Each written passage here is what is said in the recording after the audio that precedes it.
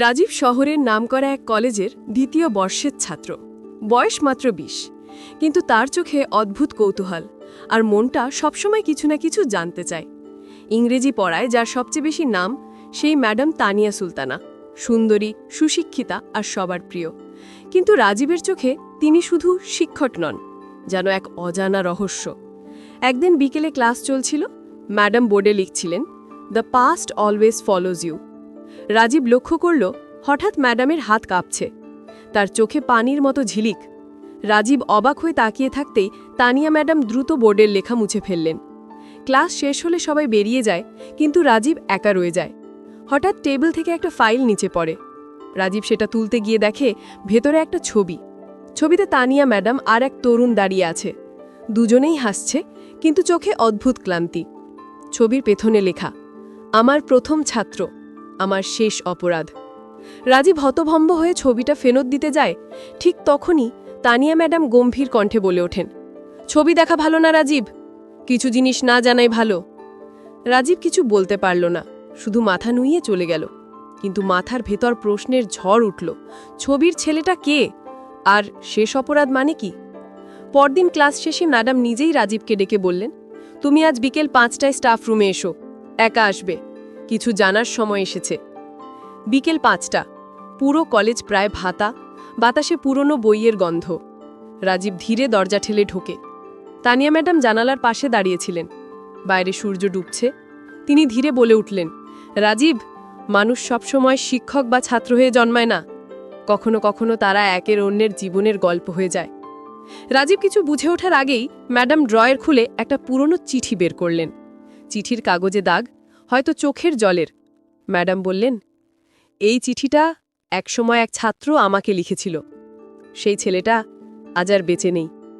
রাজীব অবাক হয়ে চিঠিটা হাতে নেয়। বাইরে বজ্রপাত হয়, আলো নিভে যায়। আলো ফিরে আসতেই দেখে ম্যাডাম নেই, শুধু টেবিলের ওপর পড়ে আছে চিঠিটা। রাজীব কাঁপা হাতে চিঠিটা খুলে পড়ে। তুমি যখন বলেছিলে আমি তোমার কাছে কেবল একজন ছাত্র, সেদিনই আমি বুঝেছিলাম আমার ভালোবাসা আমার শাস্তি। রাজীবের বুকের ভেতর কেমন যেন ঠান্ডা হাওয়া বইতে লাগল। মাথার ভেতর গুঞ্জন, এই চিঠিটা কাদের মধ্যে লেখা হয়েছিল? সেই ছেলেটা কে ছিল? তানিয়া ম্যাডাম কোথায় গেলেন? সে জানে না, কিন্তু তার মনে হচ্ছে এই রহস্যের সঙ্গে তার নিজেরও এক অদ্ভুত যোগ আছে, যা ধীরে ধীরে তাকে টেনে নিয়ে যাবে এমন এক অন্ধকারে, যেখান থেকে ফেরা সহজ নয়। রাত তখন প্রায় ১১টা। হোস্টেলের সবাই ঘুমিয়ে পড়েছে, কিন্তু রাজীবের চোখে ঘুম নেই।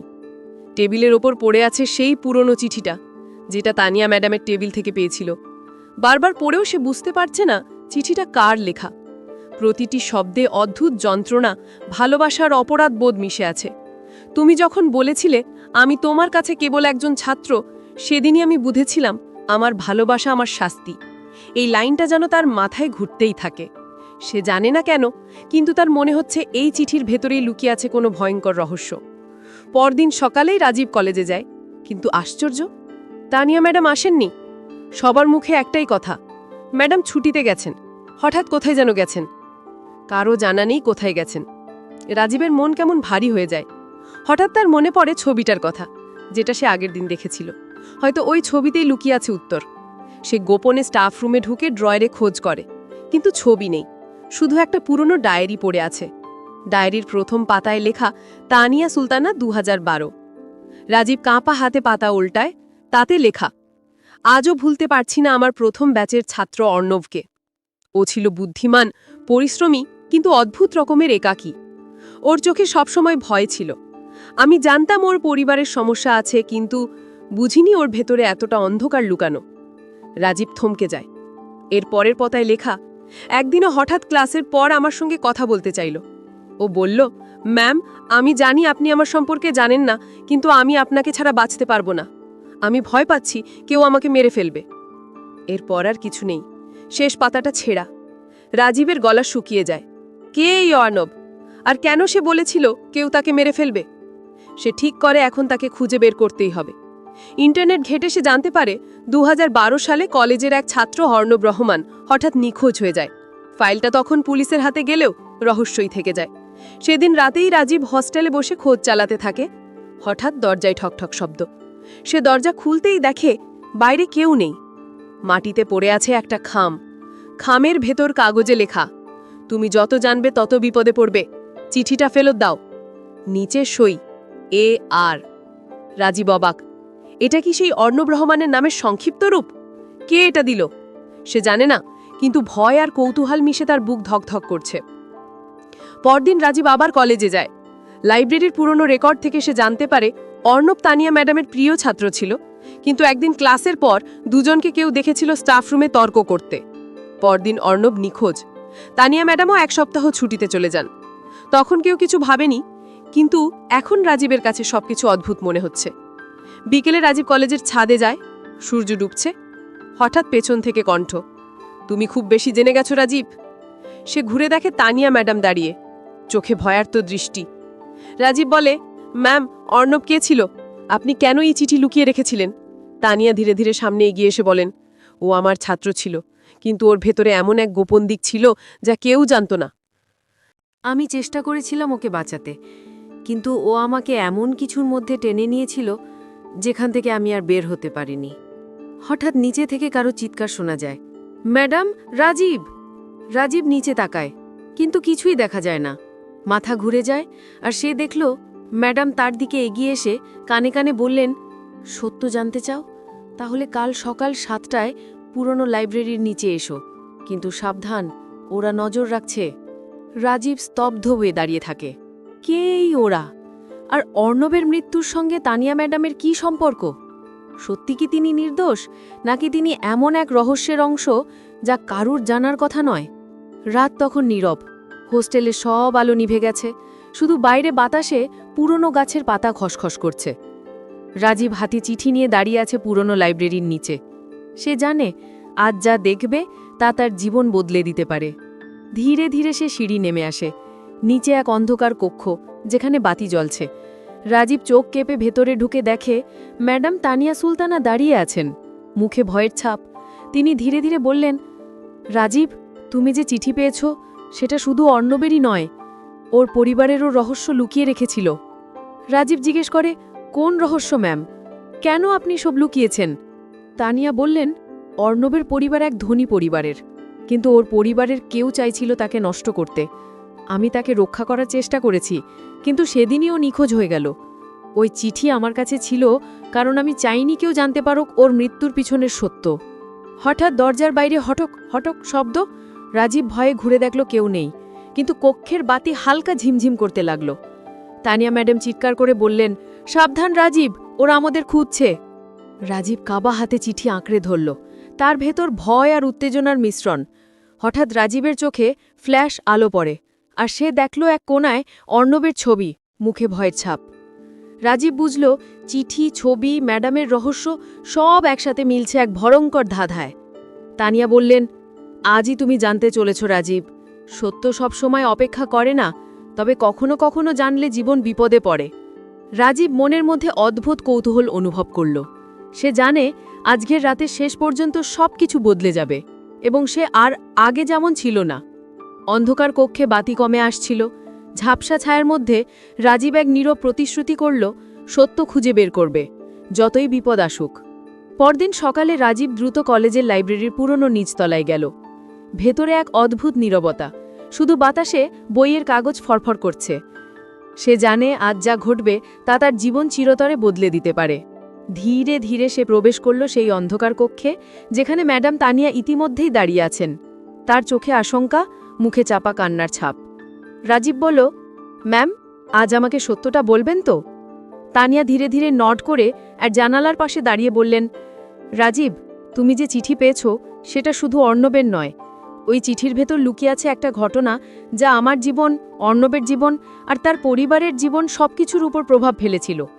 তুমি প্রস্তুত? রাজীব মাথা নাড়িয়ে বলেন, হ্যাঁ ম্যাম, আমি সত্য জানতে চাই। তানিয়া একটি অরণ্য আলমারি খুলে দিলেন। ভেতরে লুকানো একটি ডায়েরি, পুরনো ছবি এবং একটি চিঠি। তানিয়া বললেন, এই সবই অর্ণবের, এবং এর মধ্যে আছে তার শেষ দিনগুলো। তুমি পড়লে বুঝবে ওর নিখোঁজ হওয়ার পেছনে কেউ সরাসরি জড়িত ছিল, ওর পরিবার, একাধিক লোক এবং একটি গোপন দল।